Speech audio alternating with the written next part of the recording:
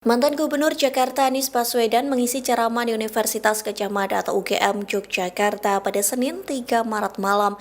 Menjadi sorotan lantaran Anies Baswedan mendapat sambutan luar biasa dari massa yang hadir dalam acara Ramadan Public Lecture.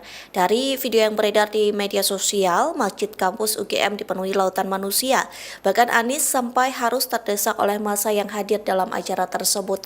Terlihat Anies berusaha berjalan namun seringkali justru terdorong ke belakang.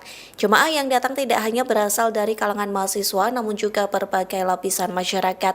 Mereka ingin berfoto hingga bersalaman dengan sosok Anies Baswedan. Dikutip dari Tribun Jogja, Anies menyampaikan kajian tentang infrastruktur pendidikan dan hubungannya dengan kualitas manusia.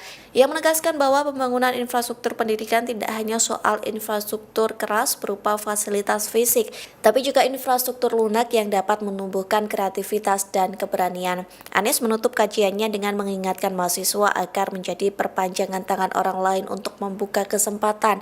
Ia menghimbau mahasiswa untuk melihat pendidikan sebagai gerakan dan memberi dorongan agar setiap mahasiswa menjadi inspirasi bagi saudara-saudara yang berada jauh dari pusat pendidikan. Di satu sisi, Masjid UGM tak mengundang alumnus sekaligus Presiden ke-7 Republik Indonesia Joko Widodo untuk ceramah selama bulan Ramadan. Selain Anies Baswedan, acara itu juga diisi Ganjar Pranowo dan Mahfud MD.